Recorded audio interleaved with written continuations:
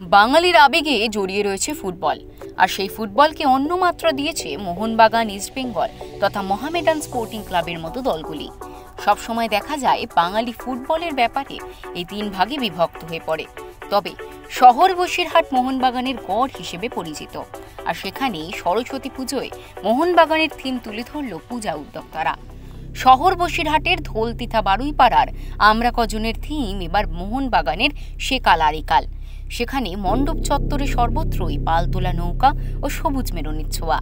অন্যদিকে একাধিক photo gallery ও ইতিহাস তুলে ধরার মধ্য দিয়ে মোহনবাগানের প্রাক্তন দিনগুলোকে মানুষের সামনে তুলে ধরেছেন তারা। যে মোহনবাগান ফুটবলে যে অবদান সেটাকে ফুটিয়ে তোলা, এটা করার জন্যই আমরা মোহনবাগানের এই থিমটা করেছি, সেকাল একাল মোহনবাগান চিরকাল, যাতে মোহনবাগানের অবদানটা আমরা প্রকাশ করতে পারি এবং আমরা সবাই মোহনবাগানের ভক্ত।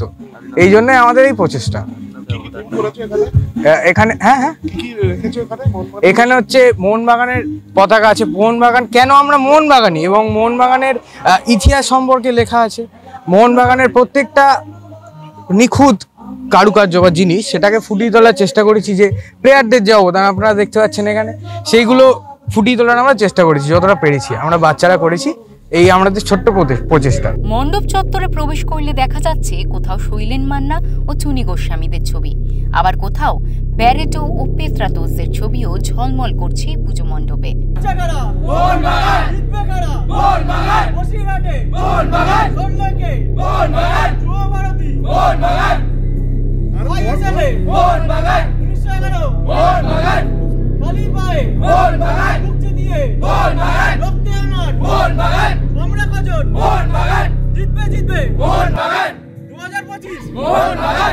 পুজো অন্যতম উদ্যোক্তা কৌশিকারি বলেন, বর্তমান সময়ে যেভাবে নতুন প্রজন্ম সোশ্যাল মিডিয়া ব্যবহার করতে করতে মোবাইলমুখী হয়ে পড়ছে, সেই আসক্তিকে সরিয়ে মোহনবাগানের ইতিহাস তুলে ধরলে নতুন প্রজন্ম উদ্বুদ্ধ হয়ে যাতে আবার মাঠমুখী হতে পারে, তার জন্যই আমাদের এই প্রয়াস।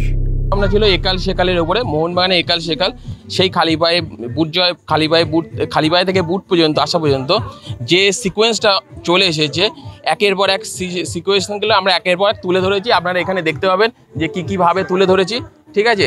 এইভাবে আমাদের চিন্তাভাবনা ছিল যে যাহাতে একটা ইউনিক কিছু করা মোহনবাগানের উপরে। একটা সময় দেখা গিয়েছিল যে ফুটবলটা আস্তে আস্তে নিচের দিকে চলে যাচ্ছিল, সেই সময় আমাদের বাঙালিরাই বলে একমাত্র জায়গায় রেখেছিল যে ইস্টবেঙ্গল আর মোহনবাগান, সেই আবেগটা এখনও আছে, সেই ডার্বিতে এখনও আমরা সেই উত্তেজনাটা দেখতে যাই।